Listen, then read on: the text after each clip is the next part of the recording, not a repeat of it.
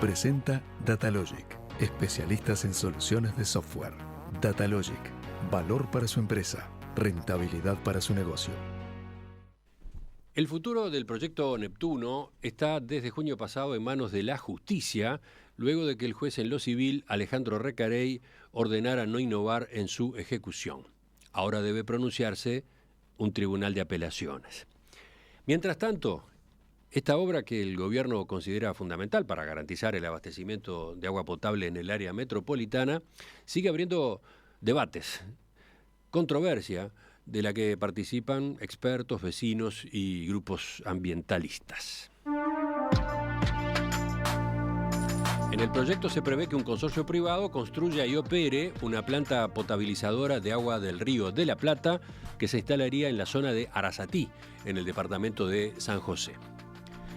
Ustedes recuerdan, este lunes entrevistamos aquí en Perspectiva al ingeniero civil Danilo Ríos, que fue gerente general de OCE de 2006 a 2015, pero además es un experto en este tema.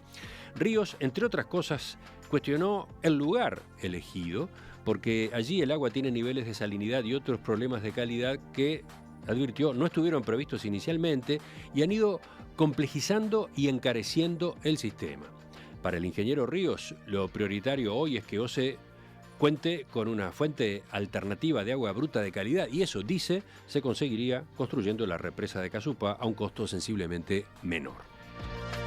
En paralelo, productores y vecinos de la zona cercana al proyecto manifiestan su preocupación por el monorrelleno previsto, donde se van a depositar los residuos químicos de la potabilización, pero además por el llamado polder, un reservorio de agua que, según ellos, afectará la calidad de la tierra en una zona caracterizada por varias actividades productivas. Entonces, ¿qué responden las empresas que impulsaron este proyecto?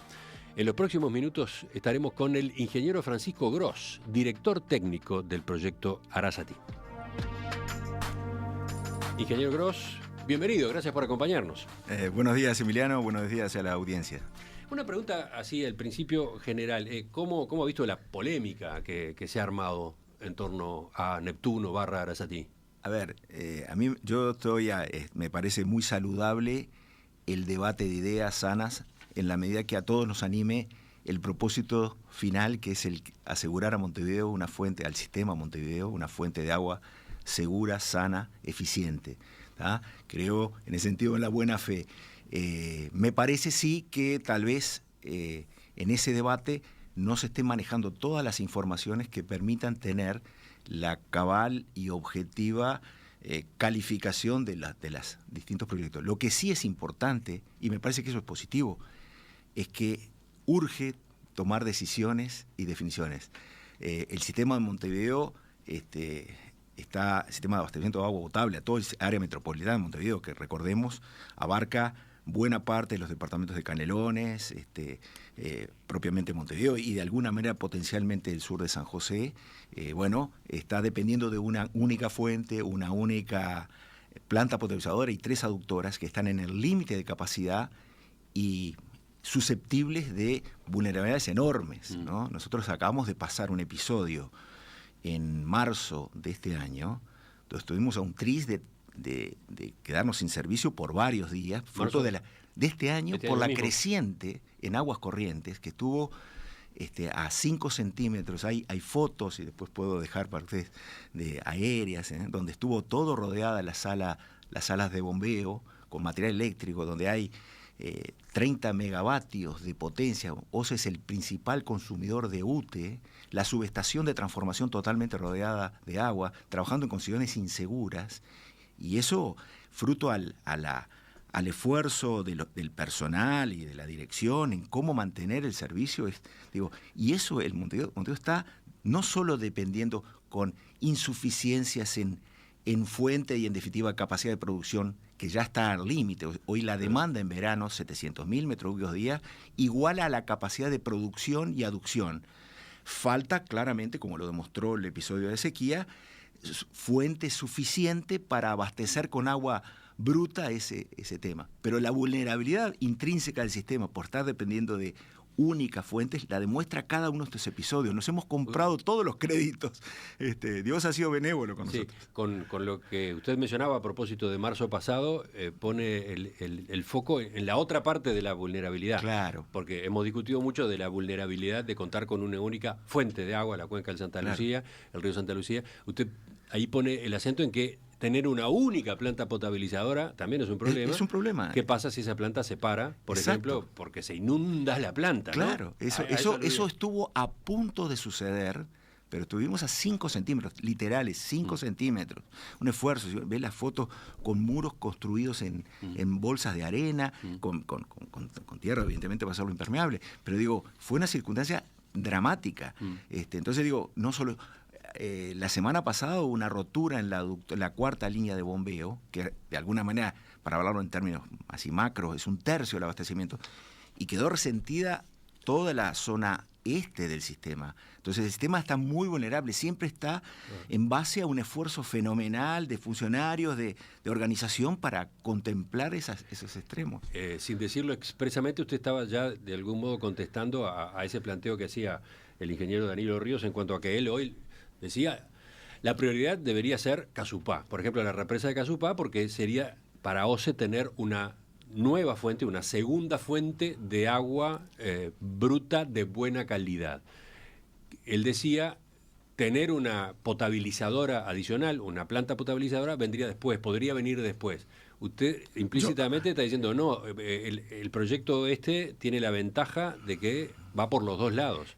Con mucho respeto a mi estimadísimo colega en términos Danilo Ríos, a quien aprecio personalmente y reconozco profesionalmente como un excelente técnico, con toda una historia compartida, tanto en la docencia en Facultad de Ingeniería como en buena medida en las distintas instancias de trabajo en OCE. Yo me permito discrepar así en forma fundamental, porque por el ejemplo que acabo de referir, los puntos de alguna manera sensibles y vulnerables que tiene el sistema no son solo la fuente, sino también está en la capacidad de producción, que primero ya está al límite. En verano nosotros estamos produciendo 700.000 y consumiendo 700.000 metros cúbicos por día. Y ante una falla como esta, por un incidente decreciente, pudo serlo un incidente de calidad en el agua bruta o cualquier otra imponderable que se puede suceder. Entonces es imprescindible ya tener una planta, y obviamente si tengo otra planta necesito una cuarta aductora, por decir la séptima. Aductora, digamos, ¿qué es eso? Aductora es la tubería que transporta el agua tratada en la planta hasta el sistema. Ahí está. Entonces la solución tiene que ser necesariamente conjugada de los 3 componentes: fuente, planta y tubería de transporte. Vamos entonces a repasar en qué consiste el proyecto Neptuno, las características principales de esta infraestructura que tendría su base en la costa del departamento de San José, entre Arasatí y Boca del Cufré, a unos 80 kilómetros, sí, 90. 74 kilómetros más o menos. 74, depende del punto de origen, ¿no? 74, 80 kilómetros al oeste de Montevideo. Exacto, 80 porque, claro, se conecta en un punto relativamente al oeste del sistema. Bien. Pero, digamos, si fuéramos a nuestro 80 kilómetros nos vamos a la Plaza Cagancha. Los componentes son, 1, toma de agua bruta y Sí. planta potabilizadora.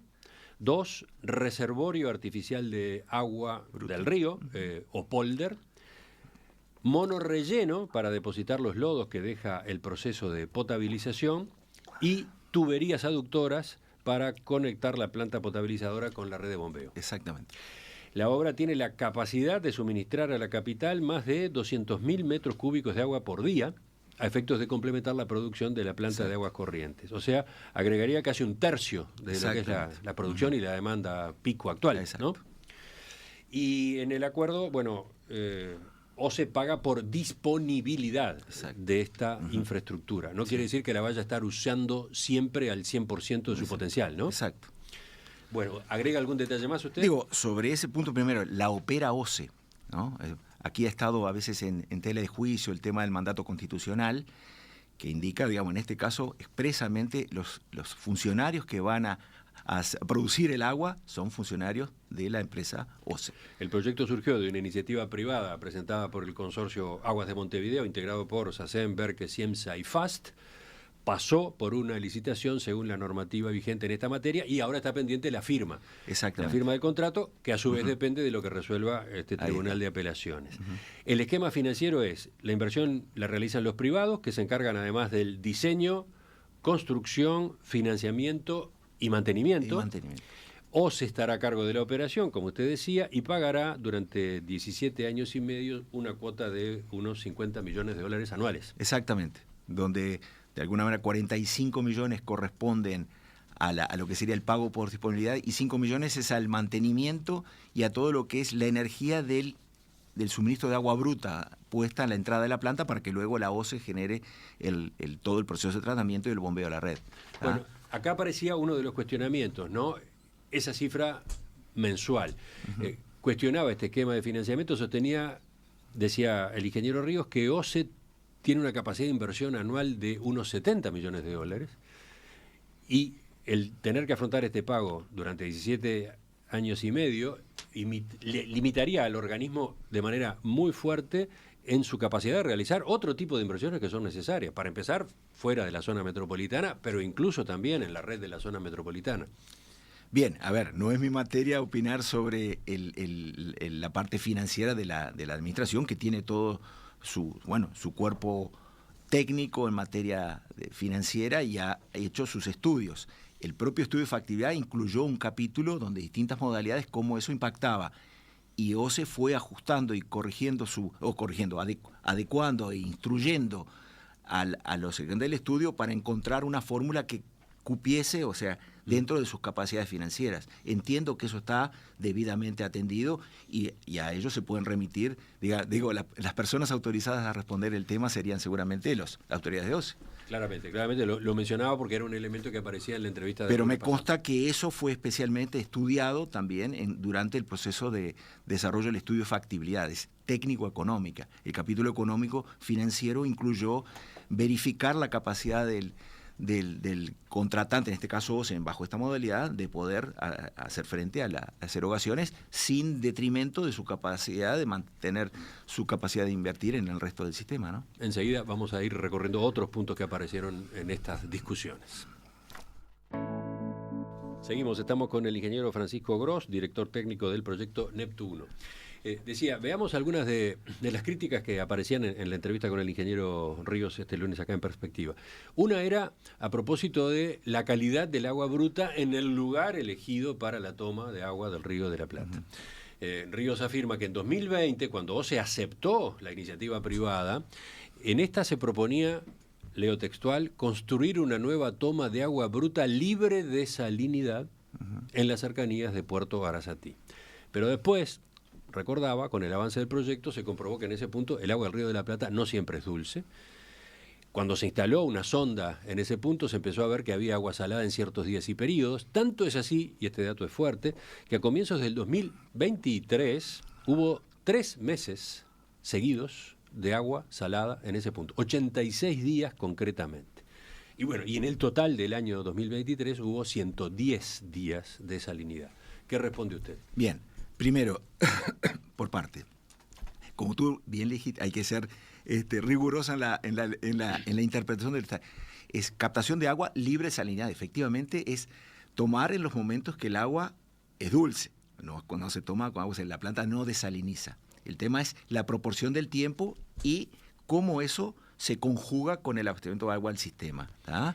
Entonces, primero punto ahí. Entonces, porque construir una nueva toma de agua bruta libre de salinidad. Claro, libre de salinidad es para poder, en función de la calidad del agua bruta, hacer la captación. De hecho, así está previsto.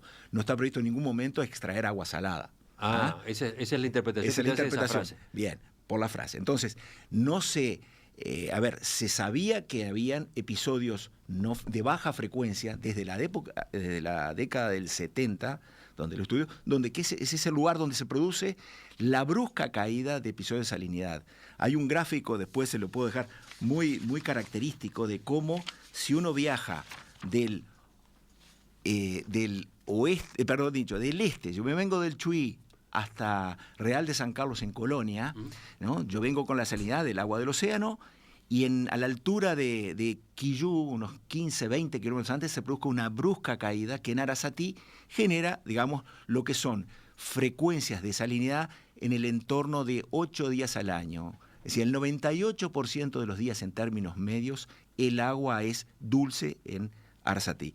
Y luego baja asintóticamente, como en términos matemáticos, porque no hay en absoluto, lo que es la intrusión salina hacia la frecuencia y la oportunidad de esos episodios hacia el oeste. Hacia Colonia. Entonces, el punto elegido, que no es novedoso, ya lo advertía el estudio del 70, fue corroborado en estudios de OCE del 2004-2005, luego un estudio de Sogreá 2008-2010. O sea, es que ese punto justamente reúne una serie de ventajas especiales. Es el punto más próximo con esa mínima, donde se produce esa mínima salinidad, es decir, en frecuencia. O sea, el 98% del tiempo el agua allí es dulce. Si yo proceso, como hicimos con la sonda multiparámetro que instalada con la Facultad de Ingeniería y que registra datos continuos desde el 2021 hasta la fecha, digamos, en los periodos donde la salinidad está debajo de 250 miligramos por litro de cloruros, que es el límite admisible para agua potable, la salinidad media de ese periodo, mediana, estadística, está en 30, o sea, un décimo. O sea que el agua es sustancialmente dulce, más allá de otros atributos de muy buena calidad a las cuales me quiero referir después. Entonces, bajo ese contexto y con todo ese antecedente previo, es que surge, y bajo el contexto de alta vulnerabilidad del sistema a depender de una única fuente, cosa que ya había sido valorada, y bueno, razonablemente se matan 2 pájaros con un solo tiro a fuente. Entonces, no podemos despreciar una fuente tan amplia como es el Río de la Plata, con esta limitante, pero que se puede salvar. Bueno, el ingeniero Ríos consideraba que ese 2% de salinidad en el año, esos 8 días, porque en definitiva estaríamos hablando de 8 días, para él ya son prácticamente una condición inhabilitante, que cuestiona el proyecto. Vamos a escuchar brevemente cómo lo señalaba. Ya ahí tenemos un problema, porque vamos a elegir una fuente para Montevideo que va a durar durante muchos años, va a complementar la fuente que tenemos actual, en el cual ya partimos asumiendo por parte justamente del consorcio que vamos a tener un 98% del tiempo del agua buena, pero un 2% que no, y esos son 8 días al año, que para la elección de una fuente yo me preguntaría si no existe alguna otra que sea el 100% del tiempo una fuente razonable que cumpla con las normas. Me detengo en ese punto. Sí. ¿Qué dice usted, ingeniero Grosso? Bien, a ver, esto yo haría para que sea fácil de interpretar, yo asimilo, es decir, primero, esta instancia del 2% se resuelve de una manera relativamente sencilla, en términos relativos, con un embalse justamente de reserva, la reserva de agua bruta, que me permite perfectamente sortear episodios de altísima frecuencia, digamos, en términos de recurrencia, ¿no? O sea, de más de 50 a 100 años, que es el famoso polder diseñado para eventos de duración entre 50 y 100 años, que es lo que resultó de los estudios como para tener la garantía de un abastecimiento continuo. Yo hago, para facilitar el análisis, el polder con este episodio de salinidad es a lo mismo que es la reserva de Paso Severino o eventualmente un Casupá, a la condición de estiaje. Estiaje quiere decir caudales bajos en el río. Con ese criterio, a ver, con todo el respeto al ingeniero Ríos, yo diría, entonces tampoco no podría contar con la fuente de agua de Santa Lucía, imaginemos antes de construir Paso Severino, porque en los momentos de estiaje, que son mucho más que el 2%, en Montevideo prácticamente el caudal del río Santa Lucía consume, estos 700.000 metros cúbicos día son 8 metros cúbicos por segundo. El caudal de estiaje, es decir, durante el verano, en ausencia de lluvia del Santa Lucía, son 1 o 2 metros cúbicos por segundo. La diferencia, esos 6 los aporta Paso Severino. Entonces, esto es lo mismo. Yo tengo una garantía, una batería, como que dice, para salvar estos episodios que en términos medios son de muy baja recurrencia. Entonces, y esto no es una artimaña. Artimaña tiene una condición peyorativa, como se mencionó el otro día. Esto es ingenio. La ingeniería nos demanda soluciones ingeniosas para salvar las dificultades que puede tener, nos presenta la naturaleza en su variabilidad. Es un gran lago artificial que ocupa 240 hectáreas, Exacto. con capacidad de 15 millones de metros cúbicos. Exacto. Ahora, el mero hecho de que se decidiera agregar el polder, porque no estaba previsto inicialmente, ¿no implicó entonces que el proyecto ya se encareciera debido a que se eligió ese punto de la costa para la toma del agua? A ver, en su momento se vio este esquema como un elemento justamente complementario que permitiera que Paso Severino estuviera más holgado. Es decir, en la medida en que al sistema entraban 200.000 metros cúbicos día, se evitaba tener que usar la reserva o se reducía la demanda de la reserva. Con buen criterio, y ahí quiero reivindicar que este estudio de factibilidad, cuando comenzó a desarrollarse en el año 2021, contó con una contraparte técnica de OCE, que fue justamente, como en todo estudio de factibilidad, perfeccionando. Y OCE, con buen criterio, dijo, no, yo necesito una fuente independiente que me permita garantizar el 100% del tiempo. Y lo fijó como condición. Y a partir de ahí se buscó la mejor solución que conjugara la capacidad propia de la fuente del Río de la Plata con ese 98% con la reserva, que en términos relativos es mínimo. O sea, la relación volumen de la reserva que me da la garantía del 100% del abastecimiento de los 200.000, con la que requiere, por ejemplo, el sistema Santa Lucía para dar seguridad en el abastecimiento cuantitativo, es de menor eficiencia, en virtud de la amplísima disponibilidad de agua bruta dulce en el Río de la Plata, en ese lugar. De todos modos, implicó complejizar y encarecer el proyecto, ¿no? Obviamente en aras de ganar una seguridad adicional, ¿tá? Que yo la quiero advertir. ¿Cuánto implica el polder? Es unos 20 millones. Estamos hablando entre un 8 y un 10% de la inversión. Que yo el otro día comentaba, es como tener una rueda auxiliar, ¿ah? Y un auto que pueda trabajar independiente. Si yo invierto 300 millones, voy a invertir 20 millones menos y tener la vulnerabilidad a que en algún momento del año no tenga esa capacidad por la salinidad. Y advierto, hoy, en buen criterio, el polder, más allá de darle seguridad al sistema, el respaldo, y de hecho me agrega capacidad que me reduce demanda de mi reserva en Paso Severino, actúa también como un complemento a la oferta. Hoy con Arasatí, el sistema de Montevideo tendría 900.000 metros cúbicos día firmes seguros, ¿ah? Cosa que hoy tiene 700.000. Y si yo no construyo el polder, no puedo garantizar que el 6 de enero o el 28 de diciembre o que son los días de más consumo, fin de diciembre principalmente, yo pueda contar con esa capacidad para abastecer ese abastecimiento, fuera de cualquier incidente. Además de la discusión a propósito del costo y de la complejización que implica para el proyecto, el polder es motivo de otra discusión, la discusión sobre su impacto en la zona, su impacto ambiental, la eventual contaminación. Lo vemos enseguida. Perfecto. Estamos esta mañana en Perspectiva con Francisco Gross, ingeniero especializado en abastecimiento de agua potable y saneamiento, director técnico del proyecto Neptuno. Son tantos los puntos a tratar en la entrevista, vamos a ver cómo hacemos para que rinda el tiempo. Ingeniero Gross, estábamos con lo del polder. Para salvar el inconveniente de los días de salinidad que presenta el agua en la zona de Arasatí, se agregó cerca de la nueva planta la construcción de esa reserva de agua dulce llamada polder. Primero, el geólogo Guillermo Popelka ha propuesto en estos días otra vez la posibilidad de utilizar como refuerzo, en este caso de este abastecimiento, el agua del acuífero aluvial, con el que él ha insistido tanto, que existe en la cuenca del Santa Lucía, en las cercanías de la planta de aguas corrientes. Ir a ese recurso evitaría construir el polder con toda la polémica que el polder en sí mismo genera. ¿Qué dice usted?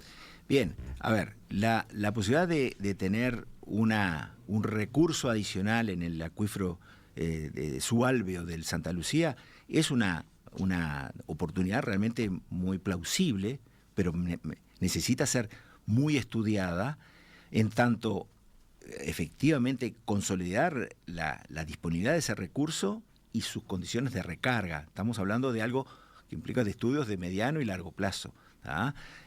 Hoy por hoy este es un conjugado con la planta que es de disponibilidad inmediata. Curiosamente se da en el lugar elegido una conformación topográfica del terreno que permite una muy eficiente reserva con la menor ocupación relativa de área. Por ejemplo, digamos, si yo comparo con Paso Severino y con Casupá, aquí se demandan 14 hectáreas por cada millón de metros cúbicos, para esos 15 millones, 14 son las 240, dividido 15 me dan unos 14 hectáreas por millón de metros cúbicos, cuando Casupá requiere 30 hectáreas por cada millón y Paso Severino está en el orden de 15, 20. Entonces estamos hablando de un esquema muy eficiente que a su vez se da en una conjugación muy, muy topográfica más elevada de la planta, permite hacer una serie de juegos muy, muy positivos desde el punto de vista técnico que garantizan la mejor seguridad operativa. Aquí estamos jugando con seguridad. ¿Cómo le damos agua segura a Montevideo el 100% del tiempo? El polder, decía yo, tiene objeciones de otro tipo por el lado de vecinos y productores de Rincón del Pino, la zona que se vería afectada, la zona cercana al proyecto. El productor Diego Bonino, que integra ese grupo, dijo hablando con Búsqueda, es un lago de 15 millones de metros cúbicos que no represa agua de lluvia, porque se construye en la altura de una cuchilla, se llena con agua eutrófica, con valores anormales de nitratos y fósforo del Río de la Plata. Va a tener un talud de 6,5 kilómetros de tierra, que si se llega a romper, implicará que desaparezcan 700 hectáreas en los campos aledaños, no quedaría nada, ni los animales, y pondría en riesgo incluso la vida humana de las familias que viven en la zona. Bonino agregó, ya se sabe que el polder afectará la napa freática porque al imponer ese volumen y presión de agua arriba hace que la napa se eleve, afectando en forma negativa la capacidad productiva natural de esos suelos que son todos de alta productividad. Hay dos grandes temores, hay dos grandes preocupaciones, ¿no? Digo, ahí sí, lamento primero, hay una serie de inexactitudes que voy a pretender de contestar, ¿no? Primero, es un polder, como ya dijimos, en cuanto a la calidad del agua del polder, ¿no? Se llena con agua del Río de la Plata, pero es la mejor agua. Primero, reivindico la calidad del agua del Río de la Plata en base a parámetros medidos, o sea... Ahora volveremos a eso. Entonces, quiero decir, ahí se mencionan nitratos. No tiene nitrógeno el agua del Río de la Plata, hablando en el cero no existe, pero los niveles de nitrógeno total, nitrato, nitrito y amonio están por debajo de 500 microgramos por litro. No hay cuerpo de agua en el interior que tenga esa condición de calidad. Entonces, lejos estaríamos de poder...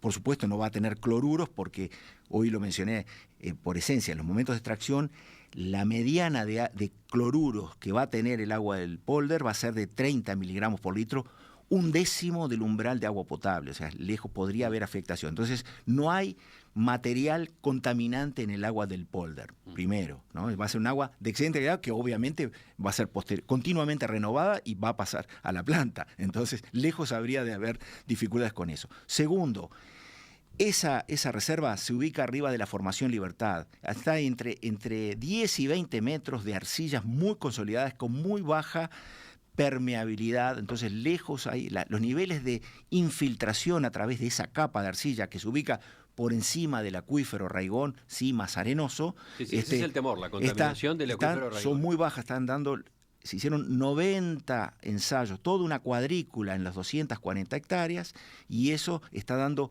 niveles de permeabilidad entre 0,2 y 0,8 milímetros por día. El pliego de condiciones fijaba como condición que fueran menos de 2 milímetros por día. O sea, estamos hablando de niveles muy bajos. Entonces, no tengo elemento contaminante y no tengo capacidad de infiltrar. Los niveles de simulación de cuánto podría oscilar los niveles freáticos están en valores de menos del 5 al 10% de lo que es la oscilación natural. Estamos hablando de 50, 60 centímetros de oscilación adicional en las inmediaciones del polder hacia el sur. Todo eso está simulado, está disponible en el material que está presentado en medio ambiente, ¿no? Y eso naturalmente oscila por lluvias entre 0 y 4 metros. Entonces digo, descarto cualquier tipo de afectación a la capacidad agronómica de los suelos, sea o a contaminación, como se ha mencionado, del acuífero Raigón, descarto absolutamente. ¿Y la posibilidad de que el polder, a su vez, termine teniendo cianobacterias? También está analizado en el estudio ambiental justamente todo lo que es el contexto que propicia la condición de cianobacterias. No quiere decir que no hayan posibilidades de desarrollo, pero están totalmente controlados y en función de los niveles de fósforo del Río de la Plata está razonablemente valorado el contexto y hay hasta una calificación según los patrones de IQA de la CETES brasilera, también de nacionales, en cuanto a que esto es un agua de muy buena, razonable a buena. Y estaba también el temor a que se rompa la barrera, ¿no? Y bueno, se rompa el terraplén de tierra de 6,5 kilómetros de largo. No podemos ser tan catastrofistas. También se puede romper la presa de Paso Severino, se puede romper el Rincón de Bonete, Palmar. O sea, estamos hablando de que es un dique de tierra natural que tiene en su punto más alto unos 14, 15 metros, con todas las garantías de diseño, de construcción. Nada que no se haya ya construido en el país y que esté funcionando a satisfacción, donde inclusive no vamos a tener fenómenos de avenidas, esto es, de vertederos por excedencia, porque es un ¿Cómo tanque. es eso, perdón? Toda presa Sí. que interrumpe un curso de agua tiene un sector presa y un sector vertederos para lo que son las crecientes milenarias. Acá no hay crecientes milenarias que pudieran generar algo porque se llena con agua, el pueblo no tiene cuenca propia. O sea, no está la posibilidad que le venga más agua. Claro, que la que uno le abastece a través de la propia bombeo o el agua de lluvia. Entonces, de hecho, no tiene ese tipo de Eso obra. que dice le da más fortaleza al terraplén. Exactamente. Y para terminar, la otra queja de vecinos y productores de Rincón del Pino tiene que ver con el monorrelleno. El monorrelleno donde se van a depositar los desechos químicos del proceso de potabilización. Este productor bonino advirtió cualquier derrame o filtración del monorrelleno que puede pasar, en vez de salir inmediatamente al Río de la Plata, quedará en una cuenca interior del acuífero Raigón y tendrá un recorrido mayor. Por tanto, el potencial de contaminación es mayor si se ubica en la cuenca interior frente a una posible ubicación en zonas más cercanas al Río de la Plata.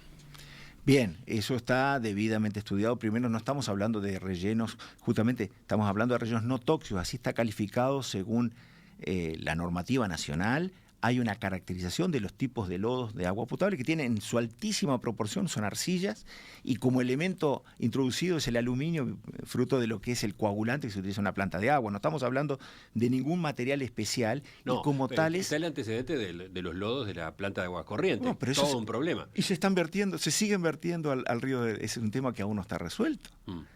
Y está entrando a la humedad. No digo que no haya efectos ambientales, pero producto de una entrega que principalmente está dada por la cantidad de sólidos en suspensión que se agregan al curso de agua. Aquí, justamente, esta planta trata todos los lodos, ¿no?, genera, que se extraen al agua, las trata, los deshidrata y los confina. Y ese monorrelleno es el destino final, que tiene un destino, primero, está sobre capa aislada de fondo, se captan los llamados lixiviados, esto es el producto, el sobrenadante que sale de ese proceso natural de consolidación, y eso es tratado, devuelto a la planta para su tratamiento. O sea que en definitiva no hay... ¿Y los lodos en sí qué destino tienen? Se van rellenando, con el tiempo se van consolidando y hay toda una estrategia de cobertura, y lo que van a generarse es como túmulos, ¿no?, en definitiva, y eso luego carpeta vegetal y se reconvierte. Simplemente va a haber una sobreelevación de 3 metros a razón de 3 hectáreas por año de esa zona que va a estar destinada a ese destino, y de todo lo que es el material que drena por debajo, que es un lixiviado, que está caracterizado, que no tiene elementos tóxicos, eso es captado, igualmente es tratado. No hay riesgo de que infiltre. Y esos, como decía, esos montículos que se van a ir generando... Claro. Estarán ubicados dentro del predio que se reserva estos efectos. Esos efectos, sí. Que forma parte del complejo, digamos, Exacto. ¿no? Porque habíamos dicho 240 hectáreas Sí. del polder y Sí. aparte, ¿cuántas? 100 hectáreas más. Hay unas 100 hectáreas como área bruta con reservas laterales y de hecho son 40, 50 hectáreas son las previstas para unos 30, 40 años. Que no quiere decir que después no puedan ser reaprovechados y aumentados en su capacidad en la propia área, ¿no? Porque en definitiva, naturalmente eso se consolida y termina siendo incorporado al terreno. Es devolverle a la tierra lo que provino de ella, ¿no? Pero no se va a utilizar, ese material no se va a utilizar con otro fin. En principio, siempre existe la posibilidad de si hubiera una utilidad económica en otro lado, se ha estudiado la posibilidad de hacer cerámica o lo que fuera, porque en definitiva son materiales arcillosos. Pero bueno, en definitiva hay que tener una solución aún que no hubiera un destino económico a una aplicación de ese tipo, ¿no? Entonces es lo usual y, digamos, podemos hablar países europeos con esta tecnología, digo, en definitiva no estamos inventando nada, es la tecnología consolidada, madura que existe para el destino de estos lodos. Estaba mirando mensajes de los oyentes que llegan por el WhatsApp, hay una cantidad, ¿no? Y uno pregunta, ¿y los bromuros? Bueno, no. Hablemos de ese punto, porque claro, también apareció en la entrevista del lunes pasado con el ingeniero Danilo Ríos. En el final de la entrevista vemos un análisis más a fondo de la calidad del agua, ¿no? Porque nos detuvimos en principio en la salinidad, ¿no? Ajá. Si tiene o no, cuántos días al año de salinidad, pero veamos otras características del agua en esa zona del Río de la Plata. Llegamos al final de la entrevista con el ingeniero Francisco Gross, director técnico del proyecto Neptuno, que implica, refresquemos, la instalación en la zona de Arasatí, en las costas del departamento de San José, de una toma de agua bruta y planta potabilizadora, un reservorio artificial de agua dulce, el famoso polder, un monorrelleno para depositar los lodos que deja el proceso de potabilización y luego tuberías aductoras para conectar la planta potabilizadora con la red de bombeo a efectos de reforzar el sistema de abastecimiento en la zona metropolitana que hoy depende solamente de la planta de aguas corrientes. Entonces, hemos hablado de varios puntos. Le propongo que volvamos a la calidad del agua, porque tocamos ese capítulo al principio a raíz de la salinidad o de los episodios de salinidad que se dan en el agua del Río de la Plata en ese lugar. Veamos ahora el tema bromuros, por ejemplo, que planteaban algunos oyentes, ¿no? El ingeniero Ríos el lunes cuestionaba que en el punto elegido para la toma el agua presenta bromuros y decía ese componente hace que se generen los famosos trialometanos una vez que el agua es potabilizada con ozono y cloro. Indicaba que el año pasado, con la crisis que hubo en el abastecimiento de agua, los niveles de trialometanos, que son cancerígenos, terminaron superando en el servicio de OCE las recomendaciones internacionales de la Organización Mundial de la Salud, justamente porque se estaba mezclando agua, ¿no? Porque se estaba tomando agua del río, aguas abajo de la planta de aguas corrientes, y estaban incidiendo los bromuros del agua que venía del Río de la Plata. El ingeniero Ríos agregaba, el ozono al mezclarse con los bromuros genera trialometanos y también bromatos, otro componente cancerígeno. ¿Qué dice usted a propósito de esta inquietud, no? Bien, a ver, vamos por parte. Primero, bromuros en el agua del Río de la Plata. Los bromuros se encuentran en una relación 1:300 con los cloruros. O sea, por cada 300 partes de cloruro en agua de mar hay una parte de bromuros. ¿Ah? De nuevo, primero, el agua que se va a captar, se pretende captar en Arasatí, es un agua libre de salinidad. Estamos hablando de cloruros máximos 250 y el protocolo de extracción prevé trabajar con el 50%, o sea, extraer agua del Río de la Plata por debajo de 125 miligramos por litro de cloruro. Quiere decir que el máximo, si yo divido entre 300, me va a dar 0,4 miligramos por litro de cloruro, un valor muy bajo. Pero a su vez, primero, por allí se dijo de que no habían determinaciones. Hay determinaciones hechas tanto por OCE, aquí les puedo dejar copia, como hechas por la propia empresa promotora del estudio. Y a su vez, la sonda multiparámetro registra en forma continua los cloruros, ¿no? Por conductividad, salinidad, cloruros. Entonces, perfectamente calibra. Esto es una relación estequiométrica. En cualquier lugar del océano uno es 1:300. Eso es axiomático. Entonces digo, segundo, entonces, si yo hago lo que sería el análisis estadístico de los cloruros en la hipótesis de extracción debajo de 125 miligramos por litro, yo tengo la media de extracción, el 98% del tiempo los cloruros van a estar debajo de 40. Por lo tanto, los bromuros divididos 300 van a estar entre 0,1 y 0,15. Valores muy bajos. De hecho, todos los muestreos que hemos hecho en Arasatí han dado menor de 0,1 de bromuros. O sea, con esos niveles de bromuros no hay ningún riesgo, hasta 1 no hay ningún riesgo. Cuando se hace referencia a los episodios de incremento de los trialometanos en en el sistema de Montevideo estamos hablando de bromuros que llegaron a 4 o 5 miligramos por litro. Estamos hablando de 40 veces más de lo que estamos previendo en esta zona. Entonces, ¿Cómo se entiende la diferencia? Porque era cuando estábamos hablando de que había cloruro 700, 800, dividido 300, estaban 2, 3. Pero el agua, pero la influencia era debida justamente a que el agua tenía una componente Río de la Plata. Claro, pero era una componente salada, no era el agua que estamos hablando que se va a extraer en Arasatí. Estamos hablando 60 kilómetros aguas abajo, en el Santa Lucía, ya del otro lado de lo que es la frontera salina del Río de la Plata. O sea, estamos hablando de dos aguas, tomar agua de mar o tomar agua de mar o salobre o mezclada con agua netamente dulce, como conforme acabo de hablar, debajo de 125 de cloruro. Entonces, primer control, dejemos de lado, los bromuros no existen como tales, ¿tá? Y entonces no hay ni riesgo de formación de bromatos. Y vamos a los trialometanos. El elemento clave para la formación de los trialometanos es la materia orgánica disuelta. Y acá me quiero referir. El trialometano se produce en la reacción que ocurre en la desinfección, luego del agua tratada en la planta, en el tanque de desinfección donde se provee de cloro para que el sistema no se contamine hasta el punto de distribución, distante 70, 80 kilómetros. El último usuario de la red tiene que estar preservada, por eso tiene que haber un residual de cloro. El tema es que si hay materia orgánica disuelta, obviamente con o sin bromuro, se hace esa reacción y forma ese complejo trialometano que está limitado por la norma y que da de alguna manera potencial de riesgo de sustancias cancerígenas.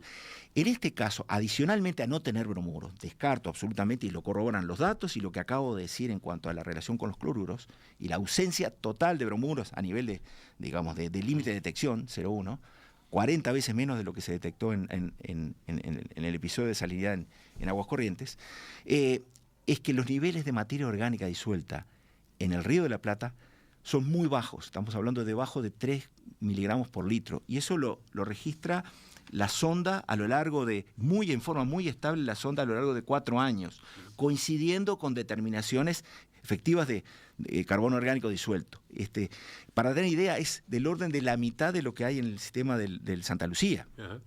Y a su vez, la planta va a tener una unidad de tratamiento que es la tecnología que se considera mejor práctica mundial, reconocido por la Agencia Ambiental Americana, por la Agencia Europea, que es la interozonización. El agua, luego de clarificada, se le aplica un oxidante que es el ozono, el oxidante por excelencia, que no obstante tener muy baja contenido de materia orgánica, 3, lo anula con la aplicación de ozono. Entonces, el sistema se proyecta que los niveles de trialometanos que va a tener el agua tratada en Arasatí van a estar en torno de 1/10 del umbral admisible, del máximo admisible en la norma uruguaya, ¿no? Estamos hablando entre 11 y 40 microgramos por litro, cuando se admite de la forma un poquito compleja en el orden de 200.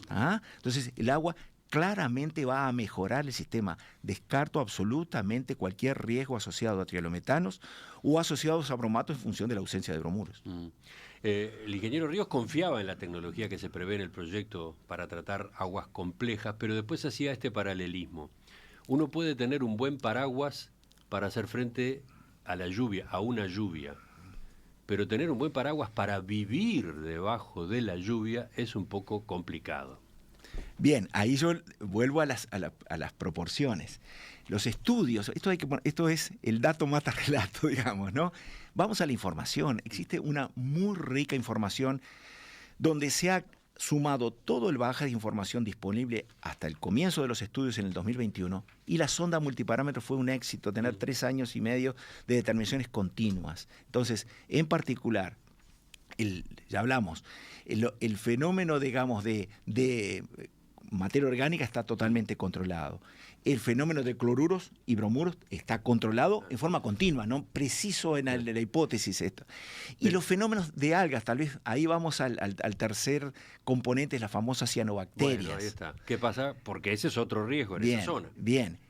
Si yo analizo, es decir, la sonda multiparámetro tiene un parámetro, mide en forma continua un parámetro que es la fluorescencia a la clorofila A. La clorofila A es un parámetro que está asociado a la presencia de material algal. Eso ya es un... Sí, señalaba, hay estudios hechos por la Academia y por científicos uruguayos que apuntan a que esa zona La de Arasatí es un punto crítico por la persistencia de cianobacterias. Bueno, voy a los datos y no al relato. O sea, todos los estudios han sido tenidos en cuenta, pero son estudios puntuales y de circunstancias. Digo, no los voy a calificar. Digo, fueron tenidos en cuenta y así está reflejado en los estudios ambientales, estudios de caracterización y justificación del proyecto. Yo lo que voy es a la cuantificación. Si yo analizo la calidad del agua con la sonda continua a través del parámetro clorofila, me da que el 98% del tiempo los niveles de clorofila están debajo de 50, el 95% debajo de 30 microgramos por litro, que son consideradas aguas buenas, muy buenas o excelentes según Gesta, según CETES Brasil, según parámetro IQA, y comparados con los análisis que hace Dinama y que reporta en los estudios que hace cada 2 años, publica un estudio de la calidad de las aguas, de los cuerpos de agua del interior del país. Hablar de 95-98% de esta calidad es hablar de excelente. Entonces digo, esta instancia de interozonización y de tratamiento especial, proceso que la OCE ya está disponiendo para ejecutar en Laguna del Sauce, que es el segundo sistema mayor también pasible de manejar con aguas eutróficas, y la propia Aguas Corrientes, donde es un proyecto, es la misma tecnología, es para justamente tratar el agua en ese 2% adicional y dar total garantía. Es cuando tengo florecimientos que de todas maneras son se lidia perfecto. O sea, yo tengo el misil para atacar cualquier episodio excepcional, ya no lo es continua, 2% del tiempo. Pero, a ver, ¿cuánto tiempo de vigencia tiene esta planta? ¿Por cuántos años se la va a utilizar? Y esta planta tiene vida útil 50 años. Bueno, por eso. Ahí viene la imagen del paraguas, ¿no? Sí. El paraguas está muy bien, aunque sea excelente para bancar una lluvia, 2 lluvias. El tema es si uno va a vivir siempre con el paraguas. La pregunta es, ¿qué se puede avisorar, qué se puede pensar si se mira en un plazo largo a propósito de todo este funcionamiento del sistema tal cual usted lo estaba definiendo? A ver, los procesos estos son muy robustos. Pero lo la que se calidad está dando, del agua. no Usted tenemos. está defendiendo la calidad del agua a muerte. A muerte, reivindico, yo te lo decía. Pero no pueden darse cambios en el futuro. Bueno, la futurología pero nada hace pensar, más allá de cambio. De hecho, hay un estudio cómo afectaría el cambio climático, aún en la hipótesis más adversa, el tema de la salinidad. Hay un estudio muy interesante hecho en la Universidad de Argentina de cómo opera el corrimiento y estamos hablando de un corrimiento de esa frontera salina de 2 kilómetros hacia aguas arriba. O sea, y eso no estaría afectando, nosotros estamos unos 15, 20 kilómetros de niveles medios de esa línea frontera donde se da ese brusco subida. O sea, estamos tranquilos en cuanto a salinidad. Y en cuanto a fenómenos de ocurrencia de cianofisio, se sabe bien cuál es. Aquí la ocurrencia de florecimientos algales es la concurrencia de efectos de temperatura, transparencia para la penetración de luz solar, en un contexto de disponibilidad de fósforo, principalmente, que es el elemento determinante. La propia turbidez normalmente actúa como un limitante porque lo que se llama la zona de penetración de la luz no son más de 80, 70, 80 centímetros. Digo, con eso seguramente tengamos que convivir, ¿tá? Y los episodios, de nuevo, refuerzo, los episodios en términos de frecuencia, de episodios significativos de florecimiento algal, están en menos del 2% del tiempo. Y para ese 2% del tiempo, más que tengo un paraguas, tengo una cobertura mucho mejor, digamos, que es el instrumento de la interozonización y la biofiltración que me mata varios pájaros de un tiro. Me resuelve el problema de las algas, de un eventual riesgo de toxinas, tanto cianotoxinas como metabolitos de olor y sabor, lo que nosotros sufrimos allá en el 2013 de la geosmina y lo que fuera. Esto también lo trata y nos previene también de no tener materia orgánica disuelta. Entonces, esa herramienta es consensuada con nosotros. Aquí no cayó esto de un paracaídas. Esto ha sido un trabajo donde ha habido una fuerte coparticipación de los equipos técnicos de OCE, está avalada con ellos y es la misma tecnología que está siendo implantada en Laguna del Sauce, la planta para el sistema Maldonado Punta del Este y para el sistema Montevideo en Aguas Corrientes. Lo que queda claro es que es un sistema complejo, lleno de variables, lleno de ajustes, lleno de correcciones y cambios que hay que hacer según cómo se den las circunstancias, ¿no? A ver, una planta de tratamiento es una fábrica de agua. Bien. Y bueno, así como ajusto la dosis de coagulante, pero el tema del ozono es un tema muy sencillo, digamos. No, porque la pregunta vuelve a ser, y la plantea acá algún oyente con su mensaje, no había una alternativa que resolviera las dos cosas, con menos dificultades, con agua más pura, con agua más dulce y sin todos estos detalles que hemos tenido que estar discutiendo esta mañana. Concretamente, una alternativa que jugara con la cuenca del río Santa Lucía, por ejemplo, en base a la represa de Casupá, y una potabilizadora, etcétera, ¿no? A ver, si hablamos del Santa Lucía, lo que estamos hablando es el riesgo fuente. Tenemos que buscar otra fuente alternativa al Santa Lucía. ¿Ah? Porque, digamos, en definitiva, hay un tránsito por una única vía principal, que es el Santa Lucía Grande, hasta Aguas Corrientes. Luego, bueno, sería otra planta, pero digo, estaríamos siempre susceptibles de riesgo climático, porque estamos hablando de una hidrología y una climatología característica. Ahora aquí estamos separando climatologías. El régimen hidrológico del Río de la Plata es muy distinto al del Santa Lucía. Y acá hay un tema de costo-eficiencia. Tenemos un mar de agua dulce al lado. Yo reivindico el Río de la Plata, no lo estigmaticemos, es una fuente notable en cantidad y en calidad. Me acabo de comentar datos de su calidad. Si lo comparamos con estos patrones que edita y promueve el Ministerio de Ambiente cada 2 años, es comparable y mejor. Yo digo, el agua del Río de la Plata en Arasatí es mejor que el agua, y lo digo con propiedad, es mejor, con respaldo, que el agua de Santa Lucía. Lo puedo verificar. Esa afirmación es fuerte. Es fuerte, y la digo y puedo demostrarlo. Entonces, están los datos. Esto no es relato, esto es dato. Entonces, con esas condiciones, ¿cómo vamos a despreciar la fuente, que es la misma fuente en distinto lugar, pero es la misma fuente que toma Buenos Aires, que toma Colonia, que toma Juan Lacase? Es muy fuerte. El Río de la Plata, no podemos vivir de espaldas al Río de la Plata.